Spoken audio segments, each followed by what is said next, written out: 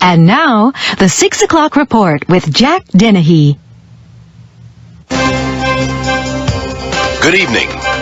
Thousands of Portstown residents marched on City Hall today to protest plans to build a state prison near the city. Although a light rain was falling, an estimated 5,000 people marched over a mile from Portstown High School to City Hall, where Governor Brown and Mayor Henry Flores were meeting to discuss the project. A new prison is needed because the other state prisons are overcrowded. Several sites for the new prison were considered, but Portstown was chosen because, in the governor's words, all areas in the state must share the problems of our prison system. Although the protesters asked to meet with the governor, he refused and returned to the capital.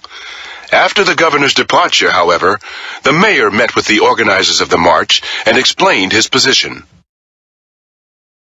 4 entire city blocks were evacuated this afternoon in Oceanside because of a gas explosion.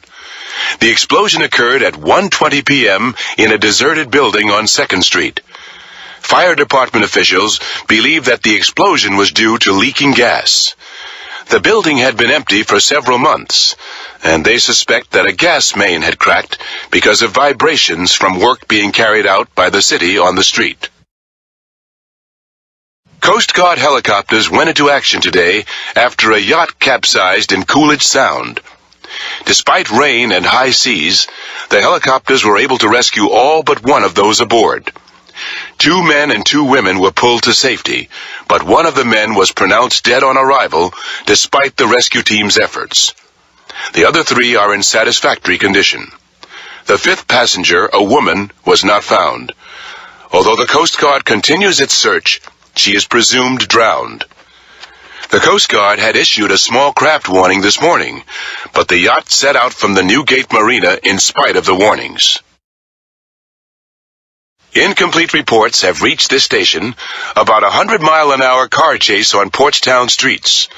Only minutes ago, according to these reports, Portstown police were alerted by an anonymous phone call and rushed to catch a gang that was breaking into a local discount clothing store. However, the gang of young males escaped in a late-model car that allegedly had been stolen 2 days ago in Harbor City. The gang was armed and fired several times at the police cars behind them. Nevertheless, the police were able to run the gang's car off the road and arrest all the members with no injuries on either side. Now to sports. Portstown High School Stadium was filled last night when the Portstown Pirates played their traditional rivals, the Harbor City Raiders. Pirate quarterback Tony Rizzuto scored 2 touchdowns in the first half. Although the Raiders didn't score at all in the first half, they went on to win with 2 touchdowns and a field goal in the second half. In spite of the Pirates' good showing in the first half, they couldn't seem to do anything right in the second. The final score? Raiders 17, Pirates 14.